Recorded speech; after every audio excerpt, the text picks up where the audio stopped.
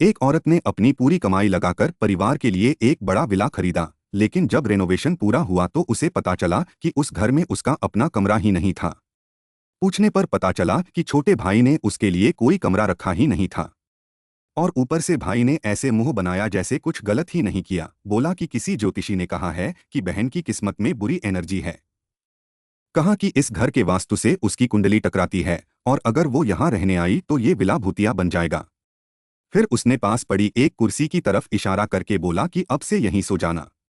सोचिए जरा, जिस घर का पूरा पैसा इस औरत ने दिया, उसी घर में उसके लिए एक कमरा तक नहीं। बेचारी ने उम्मीद से मां की तरफ देखा कि शायद वो कुछ सही बोलेंगी। तभी भाई की बीवी बोल पड़ी कि वो प्रेग्नेंट है और अगर बहन ने जिद करके यहाँ रहना शुरू किया तो बच्चा नहीं बचेगा। बस इतना सुनते ही मां ने तुरंत बेटे और बहू का साथ दे दिया। बहन से बोली कि इतनी छोटी बात पर इतना ड्रामा मत करो। फिर भाई ने कहा कि गृह प्रवेश की पार्टी शुरू होने वाली है, रिश्तेदार आ रहे हैं, बाहर वालों के सामने घर की बेइज्जती नहीं होनी चाहिए। उसने बहन से कहा कि जाओ प्रॉपर्टी के कागजात ले आओ और बड़ी नकली सिंसेरिटी दिखाते हुए बोला कि बाद में पूरा परिवार सबके सामने माफी मांगेगा। औरत और लड़ना नहीं चाहती थी तो मान गई और कागजात लेने निकल पड़ी। लेकिन दरवाजे से बाहर निकलते ही उसने सीधा रियल एस्टेट एजेंट को फोन लगाया और घर बेचने का फैसला कर लिया। उसने सोचा कि जब इन एहसान फरामोशों को उसकी कोई कदर नहीं तो वो क्यों बेवकूफ बनकर पैसे खर्च करती रहे। यकीन नहीं होगा, एक ही सुबह में उसने वो पूरा विला बेच दिया। थोड़ा नुकसान हुआ मगर दिल को सुकून मिला। उधर माँ ने मैसेज भेजा कि सारे रिश्तेदार आ गए हैं, सब भाई के विला के कागजात देखना चाहते हैं, जल्दी ले आ। ये देखकर औरत ने बस एक ठंडी हंसी दी, फिर आराम से सर्विलांस कैमरा खोलकर तमाशा देखने बैठ गई।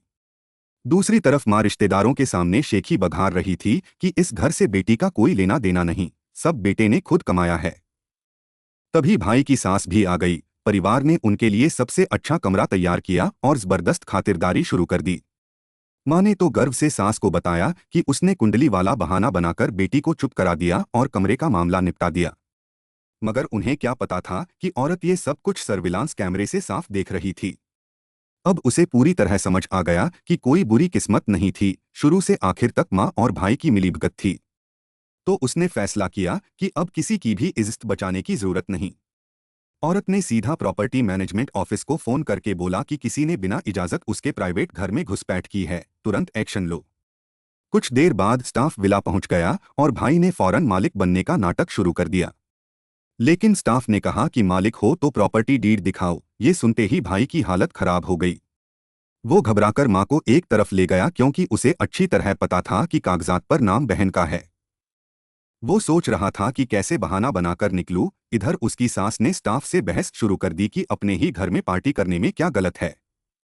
स्टाफ ने साफ कहा कि शिकायत आई है और यहाँ मौजूद सब लोगों पर बिना इजाजत घुसने का शक है। ये सुनकर सास को लगा कि उसके साथ धोखा हुआ है। वो सीधा दामाद के पास गई और पूछा कि माजरा क्या है। भाई ने सास को समझाया कि स्टाफ की बातों पर ध्यान मत दो। फिर स्टाफ से बोला कि अभी शिफ्ट हुए हैं, कागजात कोई ला रहा है। उसके बाद सास को दोबारा भरोसा दिलाया कि ये घर 100% उसी का है, कोई गलतफहमी नहीं। स्टाफ ने कहा कि 10 मिनट और देता हूं, उसके बाद भी डीड नहीं दिखाई तो पुलिस बुला लूंगा।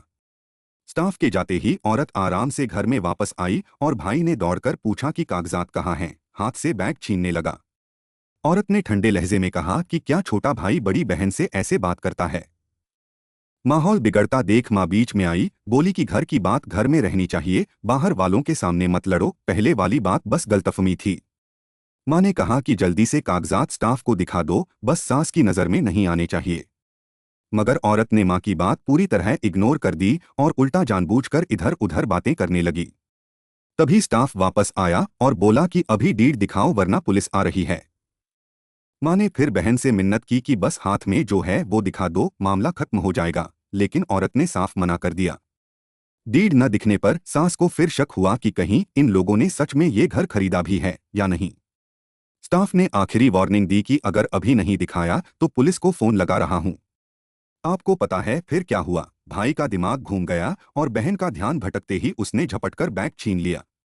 उसने बेसब्री से अंदर से प्रॉपर्टी डीड निकाली, सबके सामने साबित करना चाहता था कि ये घर उसका है। लेकिन जैसे ही उसने डीड खोली, वो जहां खड़ा था वहीं पत्थर हो गया, क्योंकि उस पर किसी अनजान इंसान का नाम लिखा था।